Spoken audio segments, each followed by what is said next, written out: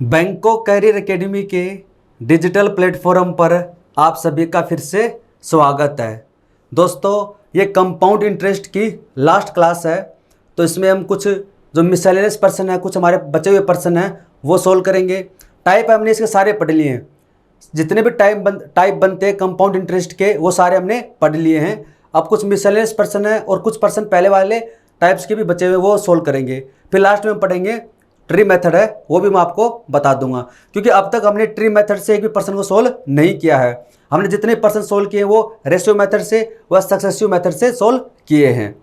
तो person number जो 76 का वो क्या है, 18,000 रुपये की राशि को 10% वार्षिक चक्रवृद्धि ब्याज की दर से लोन पर दिया गया है। 18,000 रुपये की एक राशि है, उसको 10% वार्षिक चक्रवृद्धि ब्याज की दर से ब्याज पे दिया गया है। तीसरे और चौथे वर्ष के चक्रवृद्धि ब्याज के बीच क्या अंतर है, आपसे क्या पूछा गया, ओनली तीसरे वर्ष का चक्रवृद्धि ब्याज और ओनली चौथे वर्ष के चक्रवृद्धि ब्याज का अंतर ज्ञात कीजिए। तो इस प्रश्न को हम दो तरीके से सोल्व कर सकते हैं। एक तरीका मैंने आपको बताया था सक्सेसिव मेथड, जब रेट ऑफ CI कोई इंटीजर हो, कोई पूर्णांक हो, तब आप वहां पर क्या लगा सकते हो, सक्सेसिव मेथड लगा सकते हो। और सक्सेसिव मेथड में मैंने आपको बताया था, आप ज़्यादा कुछ याद रखो या ना रखो, लेकिन कम से कम आप 10% तो याद ही रखिए। 10% तो आप याद ही रखिए। 10% की दर से 2 साल में जो समतुल्य जो दर है, जो इक्विवेलेंट रेट ऑफ CI है, वो 21% हो जाती है। तीसरे साल की बात करें तो 33.1% हो जाती है। जो समतुल्य बात करते हैं, समतुल्य, जिस प्रकार से समतुल्य बट्टा होता है, जब दो डिस्काउंट को मिला के एक डिस्काउंट बना दिया जाता है, जैसे समतुल्य बट्टा कहा जाता है, उसी प्रकार से दो रेट को मिला के आप उसकी समतुल्य रेट निकाल सकते हैं, इक्विवेलेंट रेट ऑफ CI, जो कि मैं आपको ऑलरेडी बता चुका हूँ कैसे निकालते हैं। 4 साल की बात करें तो 46.41% है। ज़्यादा नहीं तो कम से कम आप ये तो याद रखिए, अगर कभी 4% की पूछा, अगर कभी 4% के बारे में पूछा गया है, तो या तो रेट ऑफ इंटरेस्ट 10% होगी या 5% होगी। बहुत ही रेयर चांस है, इसके अलावा कुछ पूछ लिया जाता है तो यह तो आप याद ही रखिए। ये बात करें, ये 2 साल में इतना हो जाएगा, 3 साल में इतना हो जाएगा, ये 2 ईयर में इतना हो जाएगा, 3 ईयर में इतना हो जाएगा, 4 ईयर में आ जाएगा। आपसे पूछा गया ओनली 3 ईयर और ओनली 4 ईयर है, तो बताओ कि ये 4 साल का है, ये 3 साल का है, इसका जो डिफरेंस होगा वो कौन सा हो जाएगा, ओनली 4th का हो जाएगा, ओनली 4th का। तो इसमें से माइनस कर दो, इसमें से माइनस कर देंगे, 1 है, 3 है और ये 3 है, 3 पॉइंट, ये ओनली किसका है, 4th ईयर का है। ये 3 साल का है, इसमें 2 साल का, इसमें से माइनस कर दो, आपके पास में ओनली 3rd ईयर का आ जाएगा। 3rd ईयर कितना आ जाएगा, इसमें से माइनस कर देंगे 0.1 है और यहाँ पर 2, ये 12.1% कितना है इसमें, 12.1% और यहाँ पर कितना है इसमें 13.31 आया। ठीक है, 13.31 यहाँ से आया, 12.1% यहाँ से आया। ये 4th ईयर का है, ये 3rd ईयर का है, दोनों का डिफरेंस आपसे पूछा है, तो इसमें से माइनस कर देंगे तो आपके पास में आ जाएगा 1 आ जाएगा, 2 आ जाएगा, 1.21% आ गया। क्या क्या हमने 10% दर से 2 साल में 21 होगा, 3 साल में 33.1, 4 में 46.41 है। 4 साल में से 3 साल का माइनस कर देंगे तो ओनली 4th ईयर का आ जाएगा, 13.31% है। 3 साल में 2 साल का माइनस कर देंगे तो ओनली 3rd ईयर का आ जाएगा। आपसे 3rd ईयर व 4th ईयर के अंतर पूछा है तो 1.21% आ जाएगा। किसका आ जाएगा, ये आ जाएगा प्रिंसिपल का। तो हमारा जो प्रिंसिपल वो कितना है, 18,000 है। इस 18,000 का 1.21% आपको निकालना है। डेसिमल हटाओ तो 2 0, 3 0 से 3 0 कैंसिल हो जाएंगी। 18 से गुणा कर देंगे, 18 का 18 बचा करना 1, 36 37 बचा करना 3 और ये 21 है, तो 217.80 आई होप आपको समझ में आ गया होगा। तो एक तरीका तो इसका ये है।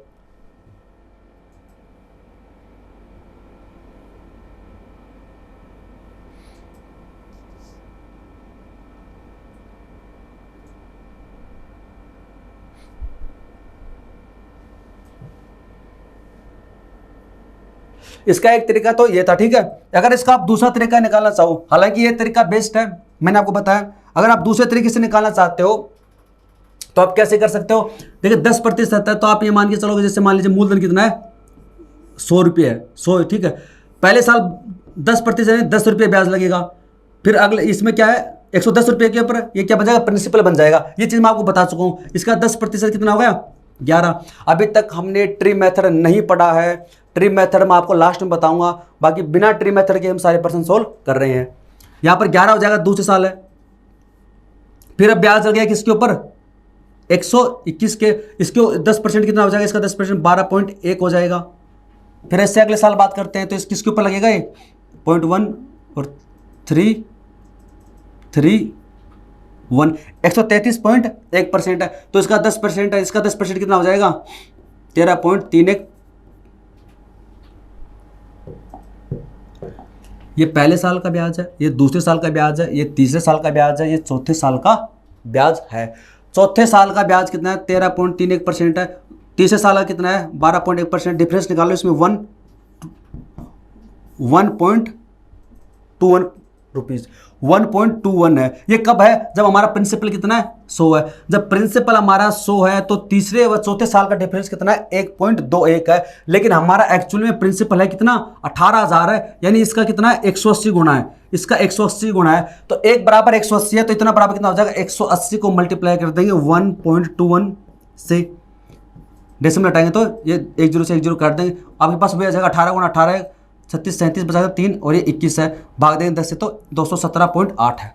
तो आप ऐसे भी कर सकते हो, ठीक है। बाकी वो वाला तरीका मैंने आपको बताया था, ये वाला तरीका अच्छा लगे तो ये वाला तरीका है, यानी ओनली तीसरे और चौथे का पूछ रहा है, 100 मान लो इसको, हम 18,000 क्यों निकालें, हम तो 100 मानेंगे ना सीधा, आसानी से हो जाएगा। ये 10 है, ये 11 है, ये 12.1 है, ये 13.31% है।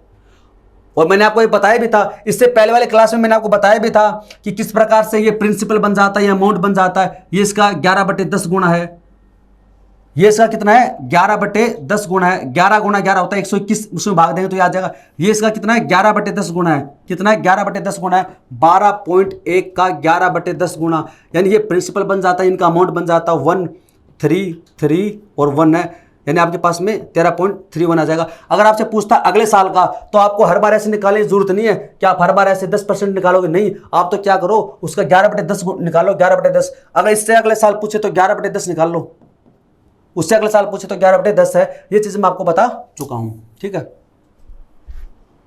इसके 2 तरीके मैंने आपको बता दिए। किसी धनराशि पर 2 वर्ष के लिए 15% प्रतिवर्ष की दर से चक्रवृद्धि ब्याज तथा साधारण ब्याज के बीच का अंतर है 2.70 रुपए। मूल राशि तथा चक्रवृद्धि ब्याज ज्ञात करें। तो अब इसके 2 तरीके हैं, इसके 2 तरीके। रेट ऑफ इंटरेस्ट क्या है, 15% है। तो मैंने आपको सक्सेसिव मेथड भी बताया था और मैंने आपको रेशियो मेथड भी बताया था। रेशियो मेथड से भी आप निकाल सकते हो साधारण ब्याज और चक्रवृद्धि ब्याज का अंतर, और उससे भी निकाल सकते हो सक्सेसिव मेथड से। अगर रेट ऑफ इंटरेस्ट है 15% है, बात करा 2 साल की, तो बताओ सीआई कितना बन जाएगा, इक्विवेलेंट रेट ऑफ सीआई हो जाएगी। सबसे पहले 15 का स्क्वायर है 225, 25 लिखा, बचा कितना 2, 15 गुना 2 30, 30 से 2 32, ये हो जाएगा। इसका बताओ एसआई कितना हो जाएगा, एसआई तो इक्वल ही होता है, 15 15 30 हो जाएगा। आपसे क्या पूछा, डिफरेंस है 2.25% आ जाएगा, 2.25% आ जाएगा।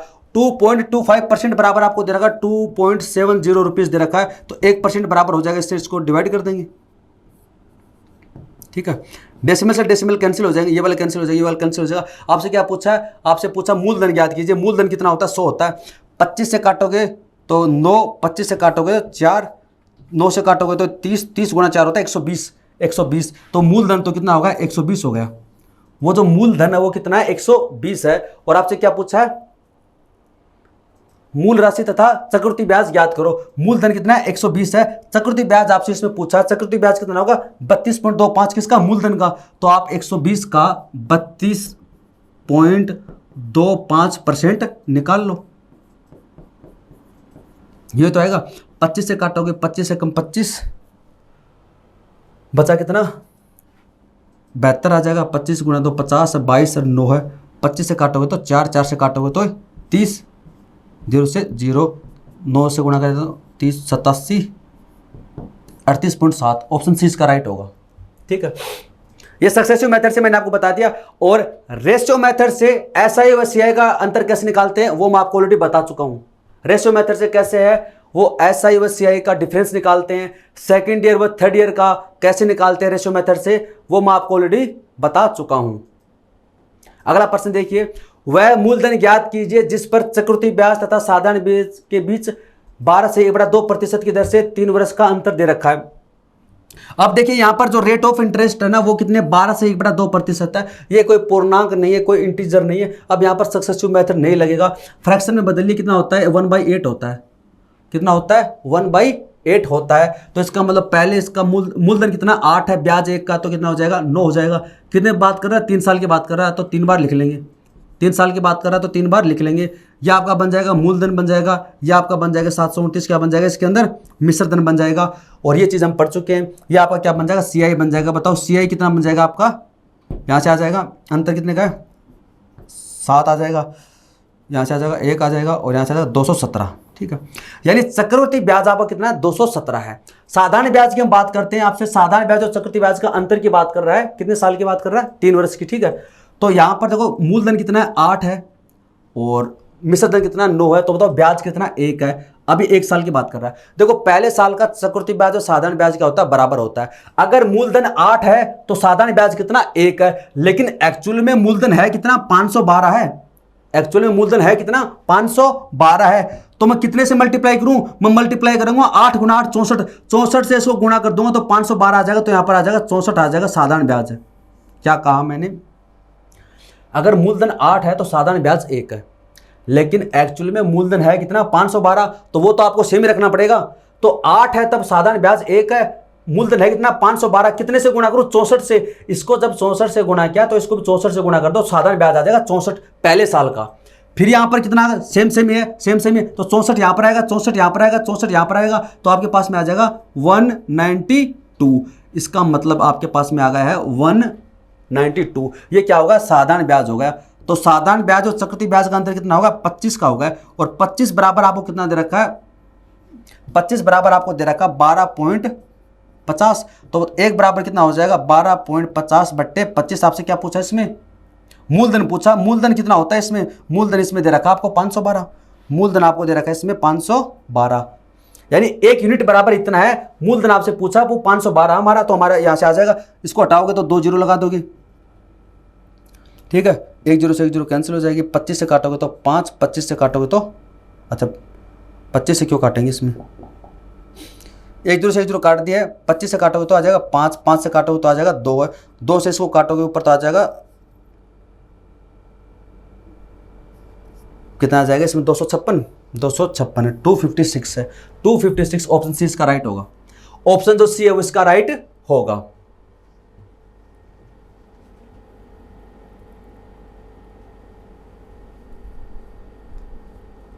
बस जैसा जैसा आपको दे रखा है इस प्रश्न में आपको वैसे वैसे करना है। इसका मतलब होता है 1/8 है, 8 से 9, 8 से 9 है। ये आपका चक्रवृद्धि ब्याज आ गया 217 है। ठीक है, ये कितना आ गया 217 है। और यहां से आप साधारण ब्याज निकाल लोगे, यानी अगर ये 8 है तो साधारण ब्याज 1 है। ये एक्चुअली मूलधन कितना है 512 है, तो इसको आपको इक्वली रखना पड़ेगा। किससे मल्टीप्लाई करें 64 से मल्टीप्लाई करेंगे तो 64 आ गया। अगले साल भी 64 होगा, अगले साल भी 64 होगा। क्यों, क्योंकि रेट क्या इक्वल है। तो 192 आ गया। दोनों का डिफरेंस कितना होगा 25 का। 25 बराबर ये है तो 1 बराबर निकाल लो। मूलधन पूछा तो 512 से मल्टीप्लाई कर देंगे। वह मूलधन व चक्रवृद्धि ब्याज ज्ञात करो जिसके लिए चक्रवृद्धि ब्याज तथा साधारण ब्याज में 3 वर्ष का अंतर 5.40 रुपए है तथा दर है प्रति वर्ष है वो 11 से 1/9%। दूसरे साल है 14 से 2/7%। तीसरे साल 10% है। जैसा जैसा दिया गया वैसा वैसा लिख लेंगे। पहले साल दर कितनी है इसको हम लिख सकते हैं 1/9 है। इसको मैं लिख सकता हूं 1/7 और इसको मैं लिख सकता हूं 1/10 है। ठीक है, पहले साल कितने 9 से हो गया 10 हो गया। ये 7 से क्या हो गया 8 हो गया। ये क्या होगा 10 से क्या होगा 11 हो गया। लेकिन आपको एक चीज़ याद रखनी है, मैंने आपको बताया था कि रेशियो मेथड में जब भी हम साधारण ब्याज और चक्रवृद्धि ब्याज का अंतर निकालते हैं तब हमेशा यहाँ पर आपको कट नहीं करना है। कि ऐसे नहीं कि इधर को कटता है तो काट देंगे, नहीं काटेंगे। क्यों, क्योंकि लास्ट में हमें मूलधन को इक्वल रखना है। तो मूलधन को इक्वल रखना है तो हम कट नहीं करेंगे। बस इसमें बस ये चीज़ आपको याद रखनी है, ये चीज़ आपको याद रखनी है। तो आ जाएगा 630 आ जाएगा, ये हो जाएगा 880 हो जाएगा। तो बताओ इसका अंतर कितने का 250 का। यानी चक्रवृद्धि ब्याज कितना होगा इसमें 250 हो गया। चक्रवृद्धि ब्याज कितना होगा 250 हो गया। अब हमें साधारण ब्याज निकालना है इसमें।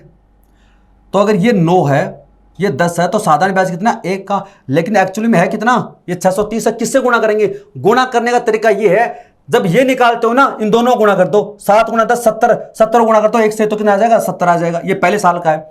यहां पर 7 से 1 है तो बताओ ब्याज कितना 1 है। तो 630 बनाने के लिए किससे गुणा करेंगे, कुछ भी नहीं सोचना है, किससे गुणा करेंगे किससे नहीं करेंगे। 10 से 9 गुणा कर दो 90, 90 से गुणा करना है तो 90।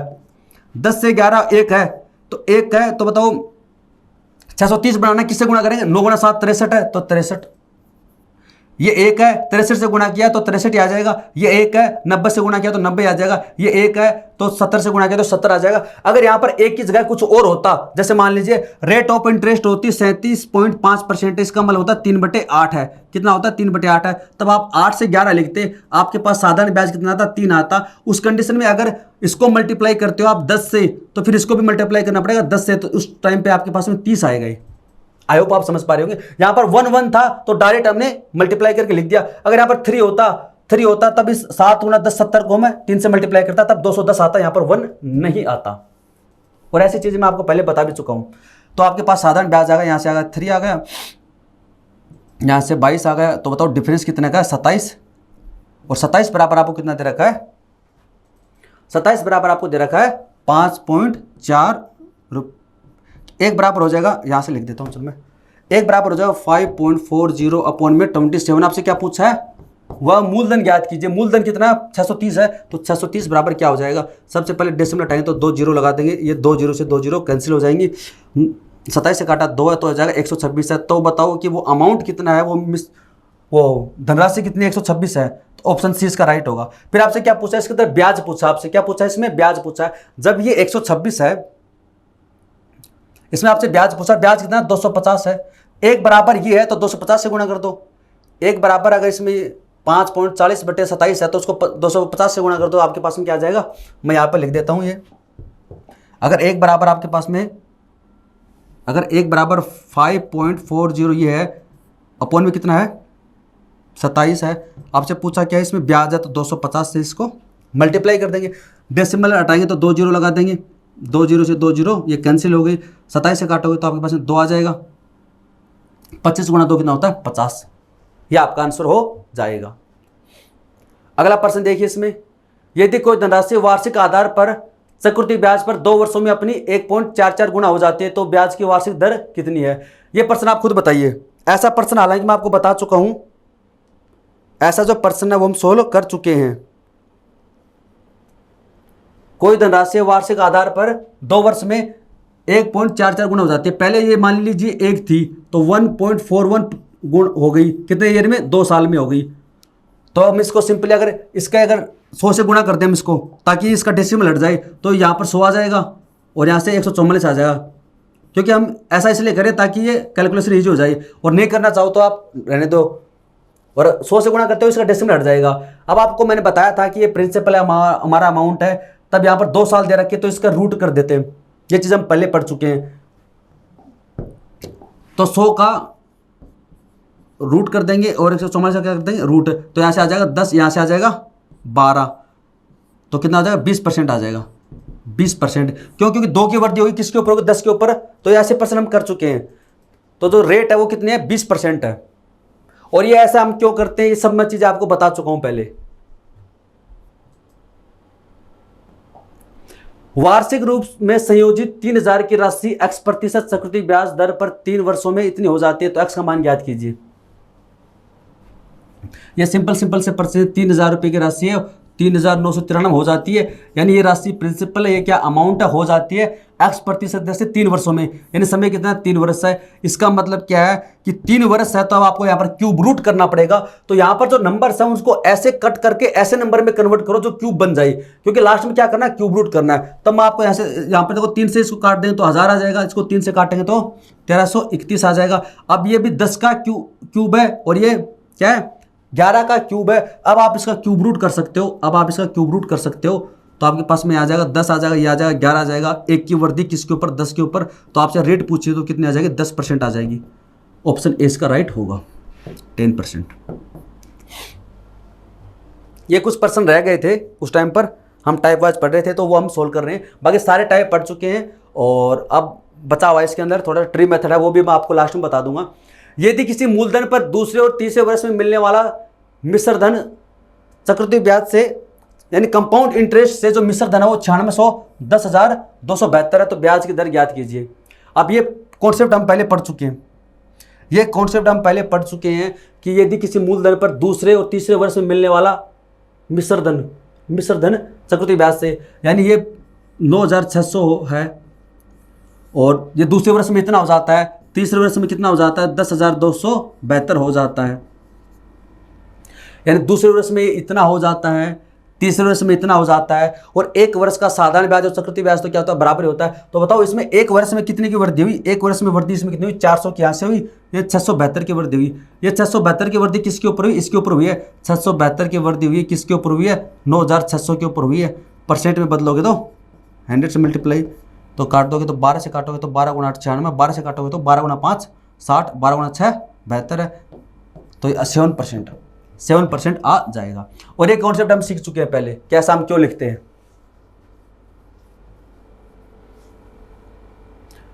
अगला प्रश्न देखिए, इसमें किसी मूलधन पर तीसरे और चौथे वर्ष के लिए, ये प्रश्न हम कर चुके हैं 125 से, यानी इसमें देखो तीसरे वर्ष है और चौथे वर्ष के लिए चक्रवृद्धि ब्याज है, यानी तीसरे वर्ष के लिए 125 है और चौथे वर्ष के लिए 135 है। एक साल का डिफरेंस तो इसमें 10 की वृद्धि है, 10 की वृद्धि किसके ऊपर हुई, 125 के ऊपर हुई है। तो हमारा इसका आंसर आया था 8% है। ये प्रश्न रिपीट हो गया है क्योंकि ये प्रश्न हम पहले कर चुके हैं, ये प्रश्न हम लास्ट क्लास में हम कर चुके हैं। किसी व्यक्ति ने किसी राशि का चक्रवृद्धि ब्याज पर निवेश किया, वह राशि 2 वर्ष में 24, 20 और 3 वर्ष में 26, 62 हो गई। तो बताइए ये राशि कितनी थी। अब ये प्रश्न आप खुद बताइए, ये जो प्रश्न है ना आप खुद बताइए इसका आंसर क्या आएगा। ये जो प्रश्न है आप खुद बताइए। इस प्रश्न को हम 2 तरीके से करेंगे। ये जो प्रश्न है ना इसका आंसर आप खुद बताइए। ये क्या कहना चाह रहा है कि 2 वर्ष में इतनी हो गई है, 3 वर्ष में इतनी हो गई है। तो इसका देखो एक तरीका, बेसिक तरीका तो क्या है, क्या कहना चाहता है कि किसी राशि का चक्रवृद्धि ब्याज पर निवेश किया गया, वह राशि 2 वर्ष में इतनी हो गई का मतलब पहला अमाउंट है, ये दूसरे साल का अमाउंट बन जाएगा, ये तीसरे साल का अमाउंट बन जाएगा। वह मान लीजिए राशि P है तो 1 + R/100 है। इस दर से वह 3 साल में जो अमाउंट है वो इतना हो गया। बेसिक तरीका तो इसका ये है, कहने का मतलब है वह राशि P है, दर कितनी है R/100 है और वो 2 साल में कितनी हो जाती है, 2 साल में हो जाती है वो 24, 20 है। और मैंने आपको बताया था कि बेसिक तरीका इसका ये है, ऐसे लिखो, उसके बाद में काट दो, ये 2 पावर से ये पावर कैंसिल हो जाएंगी, आपके पास में 1 + 1/R बचेगा, यानी यहाँ पर आपके पास में 1 + 1 वो R/100 बचेगा, सॉरी 1 + R/100 बचेगा। अब इसको काटना चाहो तो काट सकते हो इसको, आपके पास में बचेगा ये वाला, और ये जो प्लस का 1 इधर है किसका हो जाएगा, माइनस का हो जाएगा, तो आप इसको हटा सकते हो। अब यहाँ पर आपके पास में एलसीएम कितना आ जाएगा, और जब आप इसमें से माइनस करोगे तो आपके पास में कितना बचेगा, 2, 4 और 4, आपके पास में ये बचेगा, नहीं लास्ट में 4 नहीं बचेगा, ये बचेगा 2, तो काटोगे तो 1/10 है, और आपके पास इधर कितना बचा, R/100 है। तो यहाँ से आपके पास में रेट आ जाएगी, वो आ जाएगी 10% आ जाएगी। आपसे क्या पूछा, वह राशि कितनी थी, तो यहाँ से आपके पास में रेट का मान आता है, यहाँ से आपके पास में रेट कितनी आ जाएगी, 10% आ जाएगी। तो आपसे पूछा कि वह राशि कितनी है, तो अब आप इसमें किसी में भी वो रेट का मान रख सकते हो, यानी P और ये नीचे वाला ले लेते हैं, अच्छा रहेगा ये। रेट कितनी 10% है, तो 10% है, मिश्र धन कितना हो जाएगा, 11/10 है, 2 साल में हो जाएगा 121/100 है।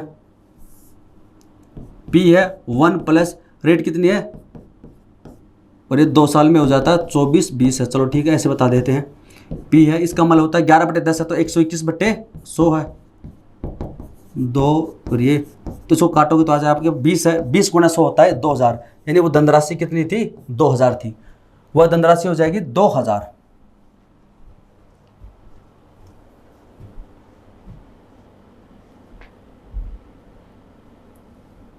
इसका एक तरीका और भी बताऊंगा आपको, फिर आगे जो क्वेश्चन आएंगे ना 2-3 वो उसी टाइप के ऊपर बेस्ड है। इसका एक तरीका मैं आपको और बताऊंगा।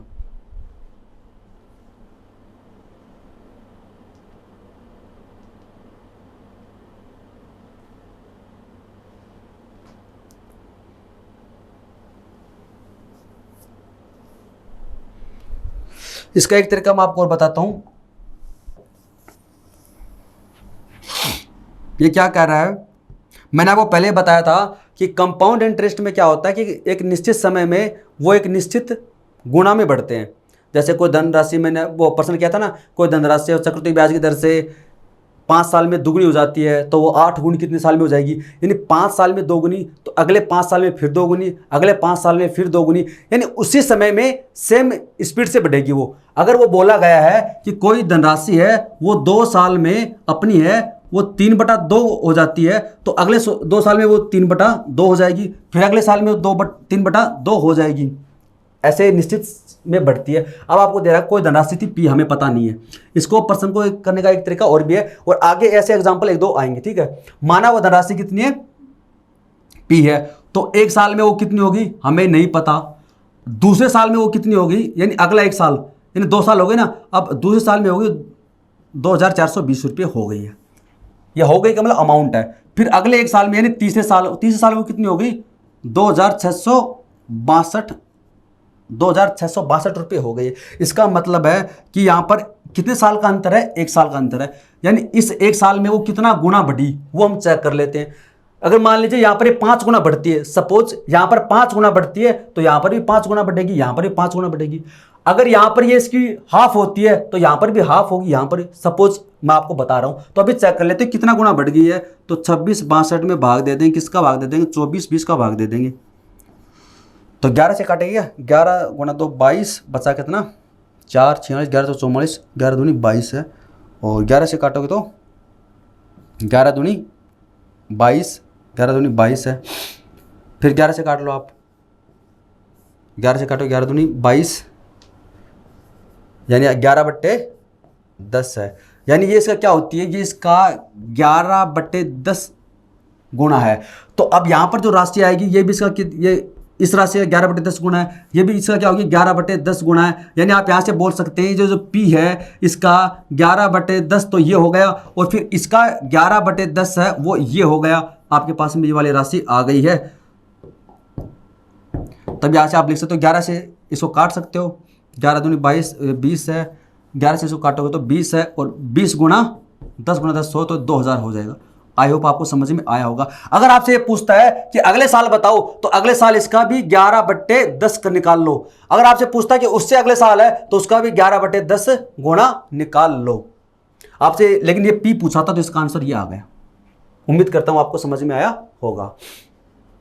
यानी निश्चित समय में निश्चित गुणा में बढ़ता है।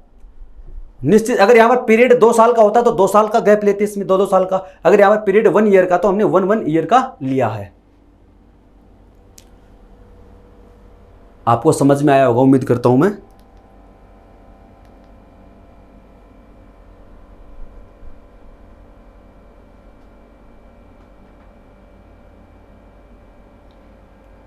अगला देखिए, इसमें अगर कोई धन 5 वर्ष में 4500 रुपये हो जाता, वह 10 वर्ष में 6750 रुपये हो जाता, तो वह धन ज्ञात कीजिए।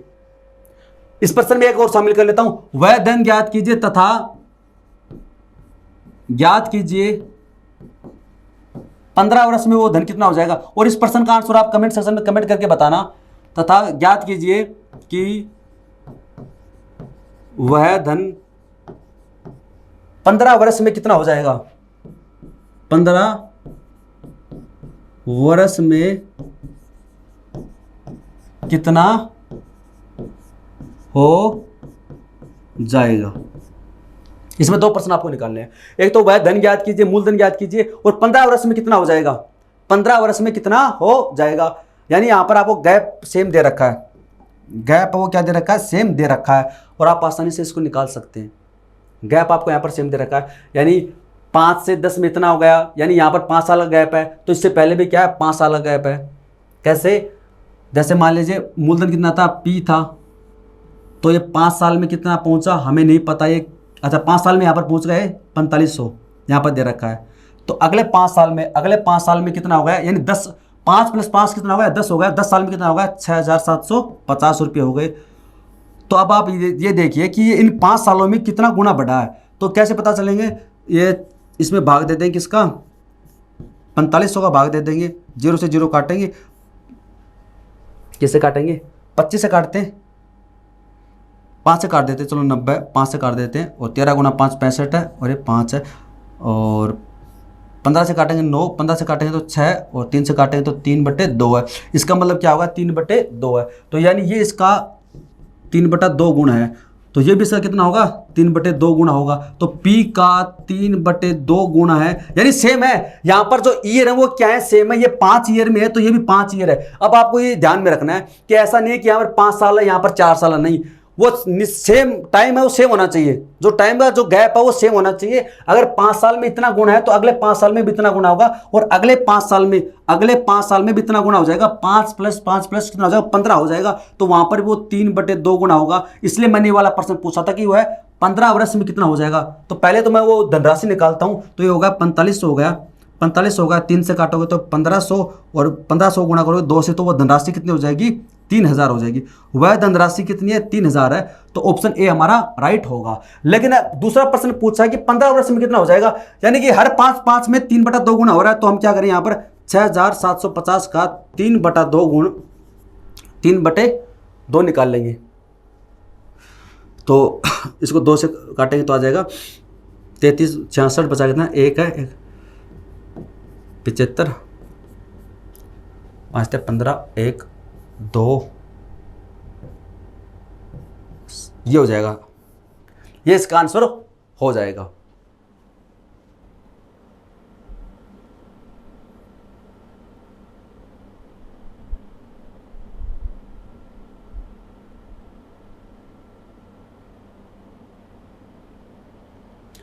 अगला प्रश्न है इसमें, कोई धन 10 वर्ष में 66,300 रुपये हो जाता है, वह 20 वर्ष में 99,450 रुपये हो जाता है, तो वह धन ज्ञात कीजिए।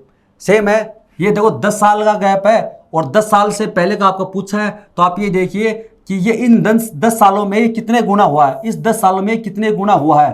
तो देखिए आप 99,450 है, ये 99,450 है, ये 66,300 से कितना गुना हो गया है। तो 1 0 से 1 0 काट देंगे, तो इसे 15 से करें क्या, 15 से कट जाएगा।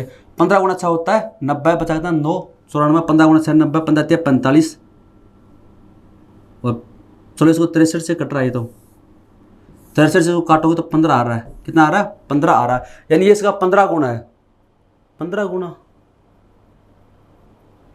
और नीचे कितना आ रहा है ये 10 है।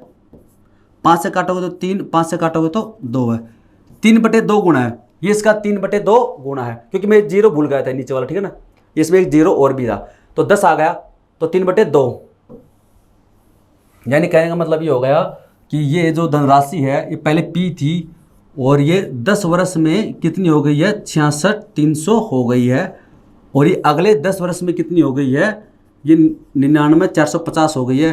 तो ये कितना गुना है इसका, ये 3/2 गुना है, ये हम जान चुके हैं। तो ये भी किसका कितना होगा 3/2 गुना होगा। तो P का 3/2 गुना है वो 66,300 है। तो यहाँ से इसका आ जाएगा 22 × 3, और ये 100 है, 2 से मल्टीप्लाई करेंगे तो 44,200, ऐसा कहेगा 44,200। ऑप्शन सी इसका राइट होगा, ऑप्शन जो सी है वो इसका राइट होगा। आपसे पूछता है 30 साल का, तो 30 साल का जो होगा वो इसका 3/2 हो जाएगा दोबारा गुना।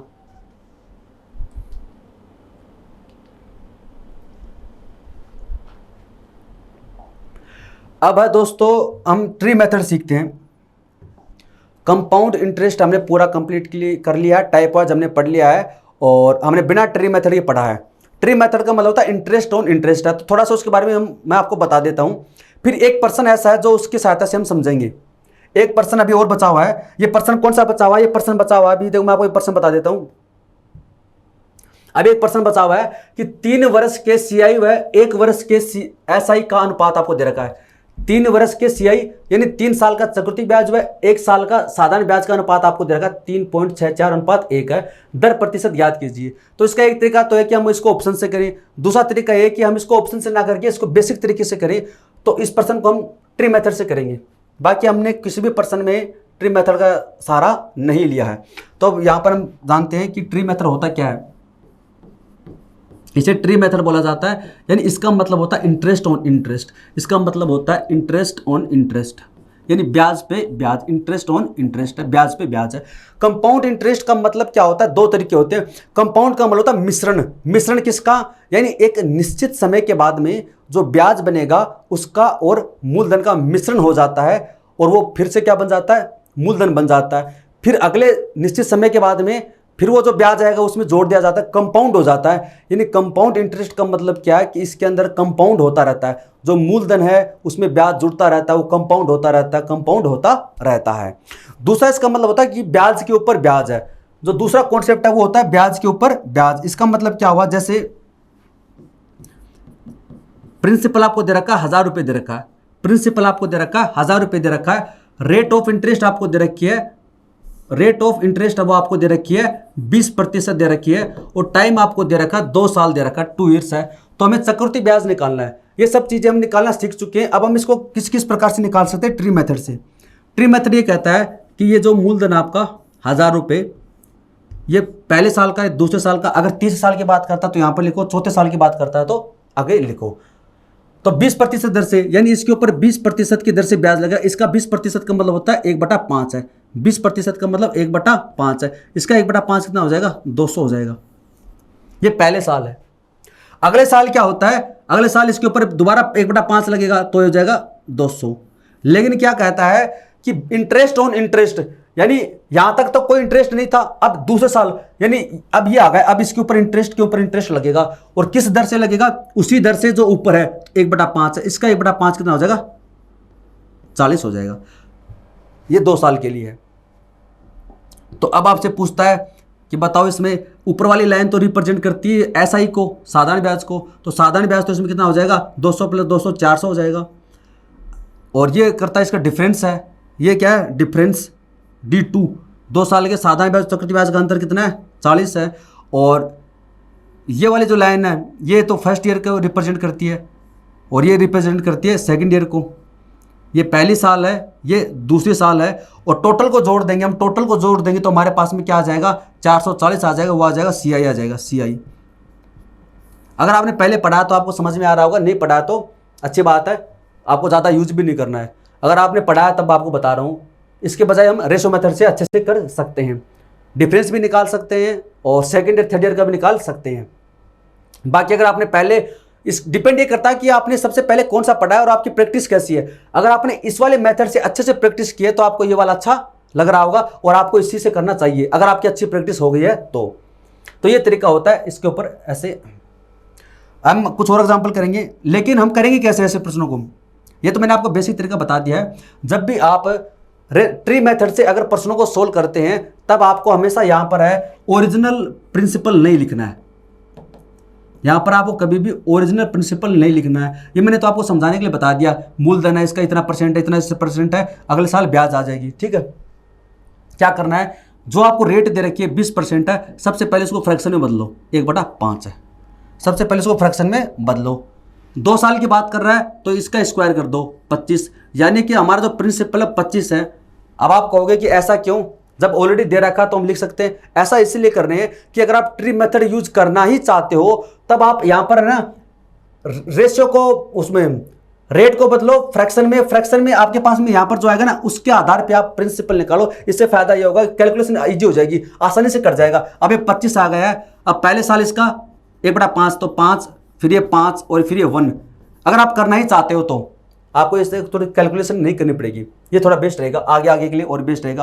तो अब आपके पास में यहाँ पर है ये आ गया आपका SI आ गया, 5 + 5 10 आ गया। ये आपका इसमें डिफरेंस आ गया, ये वाली लाइन।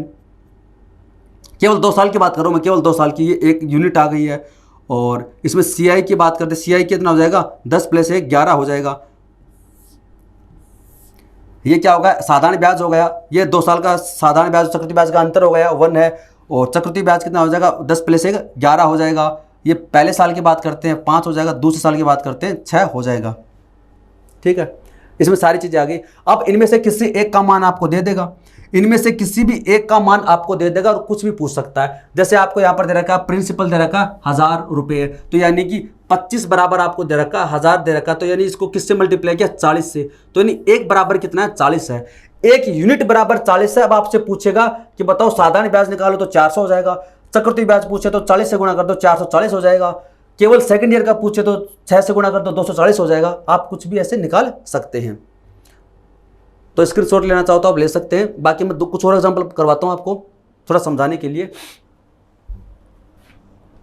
ठीक है। जैसे आपको प्रिंसिपल दे रखा है 2700 रुपये है, रेट आपकी पहले साल है 10% है, दूसरे साल आपकी वो रेट है 33 सही 1/3% है। तो CI निकालना है। CI कैसे निकालेंगे, या फिर आपसे पूछता है कि सेकंड ईयर का निकालो, और या फिर डिफरेंस पूछता है, आप निकाल सकते हो। यानी हम सबसे पहले हम सीख रहे हैं कि इसको करते कैसे हैं। इसको फ्रैक्शन में बदलो 1/10 है, इसको फ्रैक्शन में बदलो 1/3 है। नीचे वाला क्या होता है, प्रिंसिपल होता है। ये हम काफ़ी चीज समय से जान रहे हैं, ठीक है। 2 साल की बात कर रहा है, ये 10 हो गए 3 हो गया, तो इनको गुणा कर दो। 10 × 3 30। ये कहाँ से है, 10 × 3 है, तो आपके पास में आएगा 30 आ गया। अब आपके पास प्रिंसिपल कितना होगा, 30 हो गया। पहले साल कितना 1/10 है, दूसरे साल कितना 1/3 है। इसका ये कितना हो जाएगा 3 हो जाएगा, और इसका ये हो जाएगा 10 हो जाएगा। इसका फिर 1/3 कितना हो जाएगा 1 हो जाएगा। अब आपके पास में यहाँ पर सारी चीजें आ गई। कुछ किसी एक का मान आपको देगा, आपको प्रिंसिपल का मान दे रखा है 2700 दे रखा है, यानी आपको दे रखा है कि 30 बराबर है 2700 है, तो 1 बराबर कितना हो जाएगा 90 से गुणा कर दिया। 30 बराबर 2700 है, तो 1 बराबर कितना हो जाएगा 1 बराबर 90 हो जाएगा। तो 1 बराबर 90 होगा। CI आपसे पूछा, CI बताओ कितना हो जाएगा। 3 यहाँ से आ गया, पहले साल 11 यहाँ से आ गया, 3 + 11 कितना होगा, CI कितना होगा आपके पास में 14 हो गया। 1 बराबर कितना है 90 है, तो 11 CI इसको 90 से गुणा कर देंगे, 14 होगा। 14 × 90 होता है 1260। 14 × 9 होता है ना 126, 1260 है, ठीक है। और आपसे पूछता है कि केवल सेकंड ईयर का, तो 11 ये होगा। फर्स्ट ईयर का ये डिफरेंस पूछता, आपसे डिफरेंस पूछता, तो आपके पास डिफरेंस 1 आ गया, यानी 90 रुपये आ गया। तो आप ऐसे भी कर सकते हो, ठीक है। यानी आप यहाँ से कुछ भी निकाल सकते हो ट्री मेथड से।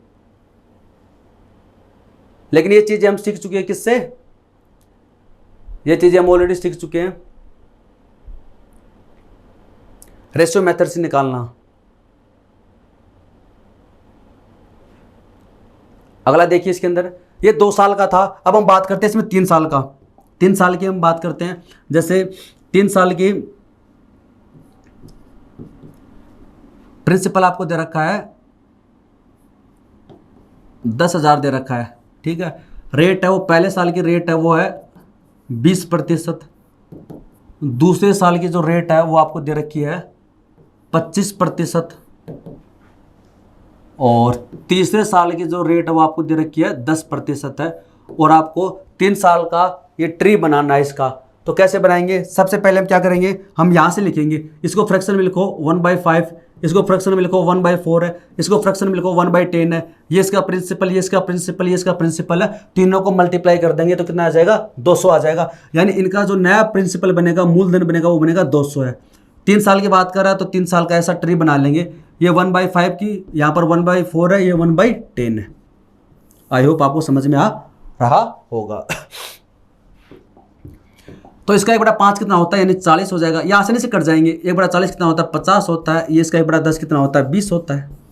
अब ब्याज के ऊपर ब्याज लगेगा, यहाँ से शुरुआत होगा। इसके ऊपर ब्याज के ऊपर ब्याज है 1/4 है, इसके ऊपर लगेगा 1/4। 1/4 का मतलब यहाँ से आ जाएगा 10 आ जाएगा। इसके ऊपर पहले दूसरे साल ब्याज लगा है, तो इसके ऊपर तीसरे साल भी ब्याज तो लगेगा। यानी यहां से शुरू होंगे पहले साल से, इसके ऊपर दूसरे साल ब्याज लगेगा, इसके ऊपर तीसरे साल भी लगेगा। और तीसरे साल की दर कितनी है 1/10 है, तो इसका 1/10 कितना हो जाएगा 4 हो जाएगा। यानी यहां से 1/4 था 10 हो जाएगा, इसका 1/10 कितना हो जाएगा 4 हो जाएगा। पहले साल वाला खत्म हो गया। अब दूसरे साल वाला आता है तीसरे साल, दर कितनी है 1/10 है, तो इसका 1/10 कितना हो जाएगा 5 हो जाएगा। ये खत्म। अब ये भी आता है, इसका 1/10 है तो कितना आ जाएगा 1 हो जाएगा। यानी दूसरे साल वाला खत्म है, ये तीसरे साल वाला हो गया। अगर चौथे साल भी कभी पूछता है तो आप दोबारा चौथे साल ले आओ, हालांकि वो थोड़ा सा कैलकुलेटिव हो जाएगा, बेस्ट नहीं है वो। तो ये आपके पास में आ गए हैं।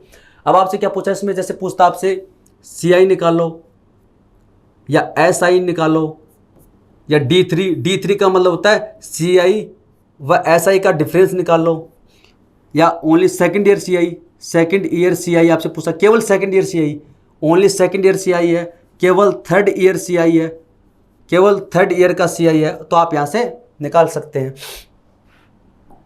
यहाँ से आप ये सब चीज़ें निकाल सकते हैं। तो यहाँ से आप देखिए इसके अंदर है, यहाँ से ये कितना होगा 40 हो गया, पहले साल का है। 50 से 10 60 हो गए, दूसरे साल का हो गया है। ये 20 और 25 26 26 से 4 30 है, ये तीसरे साल का हो गया। ये तीनों आपके पास में आ गए। साधारण ब्याज की हम बात करते हैं तो कितना हो गया 40 50 90 90 और ये 20 110 हो गया। ठीक है। कंपाउंड इंटरेस्ट की हम बात करते हैं, कंपाउंड इंटरेस्ट कितना हो जाएगा 130 हो जाएगा। और इनका डिफरेंस कितने का होगा 40 का होगा। इनका डिफरेंस कितना होगा D3 यानी इसका डिफरेंस हो गया, ये D3 होगा 40 का होगा। आप चेक भी कर सकते 40 कहाँ से होगा, इसमें 40 ही होगा। 130 है और 20 का होगा ना, 20 का 130 और 10 20 का D3 कितना होगा 20, ये 110 है, सॉरी ये 130 था, ये 110 है। डिफरेंस कितने का होगा 20 का हो गया।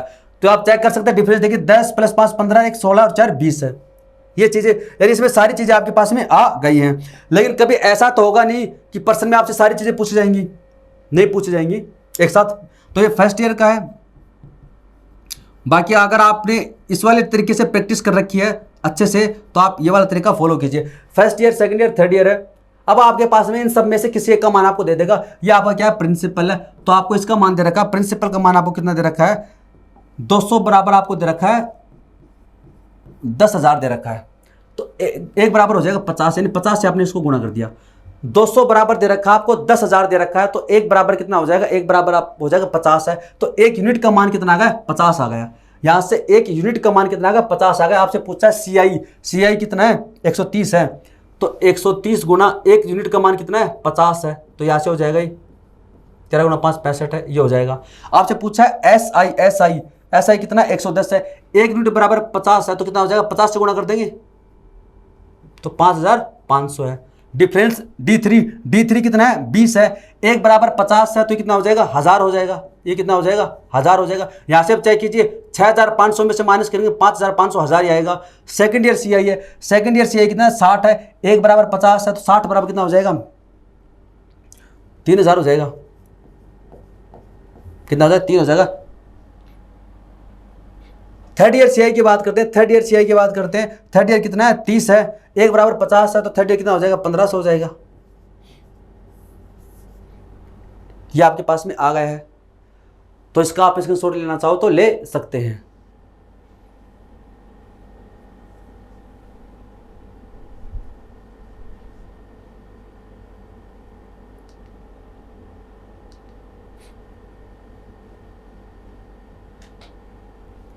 तो दोस्तों ये हम ट्री मेथड पढ़ रहे थे। सेकंड ईयर का निकाल सकते हैं, थर्ड ईयर का, फोर्थ ईयर का इससे कभी आप निकालना ही मत, काफ़ी कैलकुलेटिव हो जाएगा।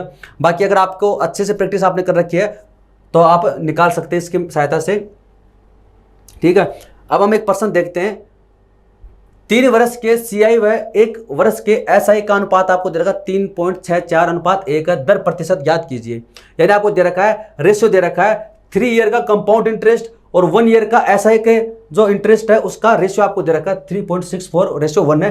दर प्रतिशत ज्ञात कीजिए। तो आपसे दर प्रतिशत पूछिए तो कैसे निकालेंगे, यानी हम यहाँ से क्या करेंगे, ये इसका डेसिमल हटाएंगे तो इसको 100 से गुणा कर देंगे तो 364 है, इधर आ जाएगा 100 आ जाएगा। ऐसा हम कर सकते हैं क्या।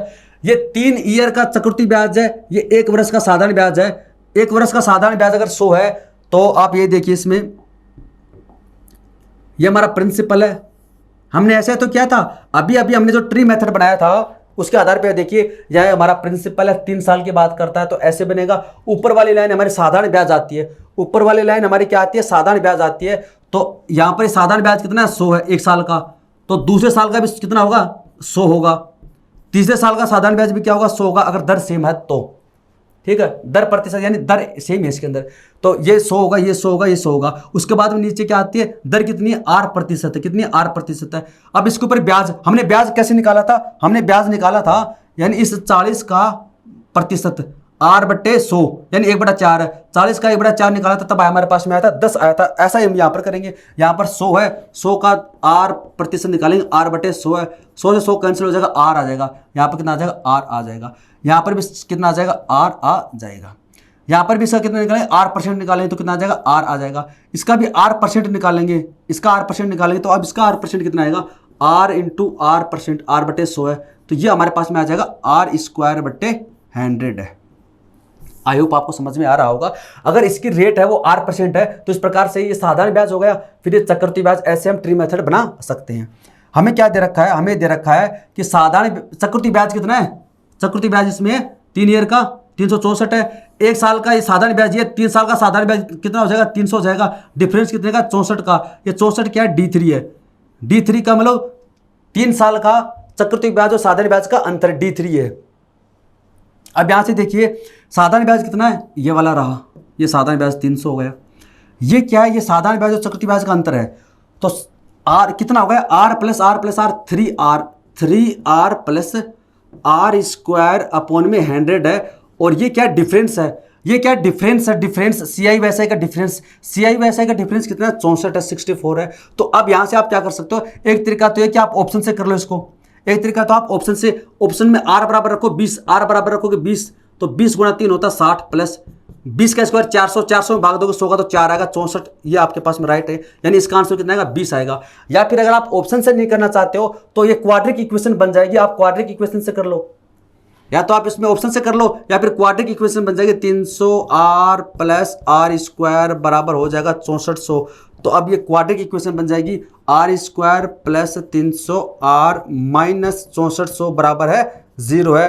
तो अब आप इसके टुकड़े कर दो ऐसे, इसको करोगे 320 और माइनस 20 है, इनको जब जोड़ोगे तो 300 आ जाएगा, जब इसको मल्टीप्लाई करोगे तो कितना आ जाएगा, 6400 माइनस में आ जाएगा। तो अब उसके बाद में सबसे पहले क्या करते हैं, इनके साइन चेंज करते हैं, ये माइनस का हो जाएगा, ये प्लस का हो जाएगा, ये प्लस का हो जाएगा, तो R बराबर आपके पास में कितना आ जाएगा, 20% आ जाएगा, कितना आ जाएगा 20%। तो या तो आप ऑप्शन से ऐसे कर सकते हो, यहाँ तक तो आपके पास में समझ में आ गया होगा, उसके बाद या तो ऑप्शन से कर लो या फिर ऐसे क्वाड्रिक इक्वेशन से कर सकते हैं। तो इसको नोट करना चाहो तो कर सकते हो, इसका स्क्रीनशॉट ले सकते हो आप। दोस्तों ये हमारा जो कंपाउंड इंटरेस्ट टॉपिक है ये कंप्लीट होता है, और जैसा मैंने आपको पहले क्लास में बता दिया था कि कंपाउंड इंटरेस्ट निकालने के काफ़ी तरीके होते हैं, डिपेंड ये करता है कि पहले आपने किस तरीके से पढ़ रखा है, और मैंने आपको ये भी कहा था कि जिस भी पैटर्न से आपने पढ़ रखा है तो आप उसी से प्रश्नों को सोल्व करें। मैंने ज़्यादातर जो प्रश्न है वो रेशियो मेथड से आपको बताए हैं और कुछ बताए सक्सेसिव मेथड से।